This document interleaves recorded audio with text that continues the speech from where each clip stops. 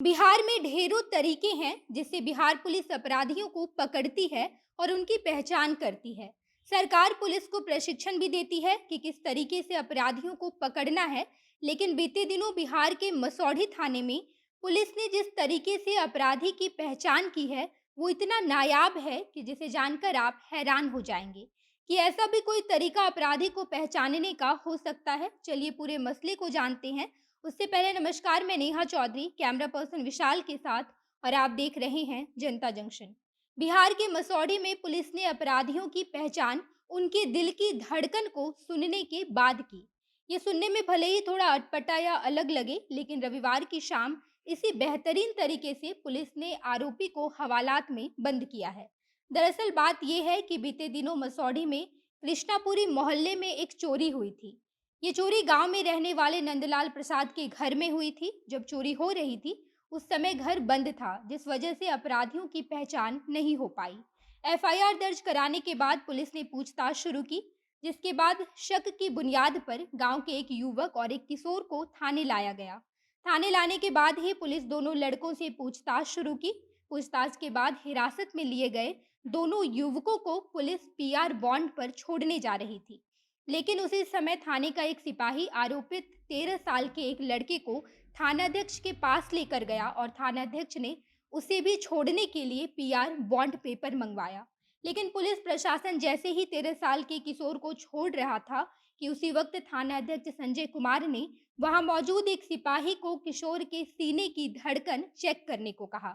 हालांकि मामले की तहकीकात करके शक की बुनियाद पर आरोपियों को हिरासत में लेना और उसके बाद पीआर बॉन्ड पेपर पर छोड़ देने तक तो सब कुछ ठीक था, लेकिन इसी दौरान थानाध्यक्ष संजय कुमार ने वहां मौजूद सिपाही को 13 साल के उस लड़की की धड़कन चेक करने को कहा। दरअसल थानाध्यक्ष संजय कुमार का ऐसा मानना है कि छाती की धड़कन तेज होने का मतलब है कि आरोपी कुछ छिपा रहा है और चोरी की घटना में इसकी भी भागीदारी है।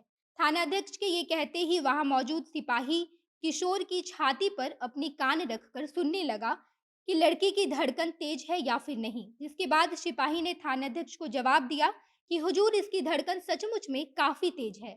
जिसके बाद थानाध्यक्ष ने बिना कुछ सोचे समझे 13 साल के उस लड़के को तुरंत जेल में बंद करने का आदेश सुना दिया। ये सुनते ही सिपाही लड़के को लेकर जेल में बंद कर दिया और वहां मौजूद उसके माता पिता अपने बेटे के बीमार होने का हवाला देते रहे। लेकिन थानाध्यक्ष ने किसी की भी बात नहीं सुनी। वहां मौजूद माँ बाप कह रहे थे कि उनका बेटा बेगुनाह है और उसने कोई भी गलती नहीं की है। लेकिन थानाध्यक्ष ने उनकी एक नहीं सुनी और साथ ही उनके माता पिता को चोरी का सामान लाकर देने को भी कहा। यानी मिला जुला कर बात यही है कि बिहार में अब पुलिस आरोपियों की धड़कन सुनकर उनके आरोपी होने का निर्णय लेती है। सरकार ने प्रशासन को जो भी प्रशिक्षण दिया है वो सब बेकार है। प्रशासन ने आरोपी को पकड़ने की एक नई तरकीब ढूंढी है, जहां वो दिल की धड़कन की तीव्रता को सुनते हुए आरोपी की पहचान करती है। बाकी ये बिहार है, यहाँ कुछ भी हो सकता है।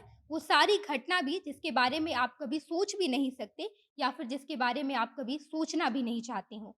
यहाँ वैसी हर घटना हो सकती है जहाँ तक आपकी सोच जा भी नहीं सकती।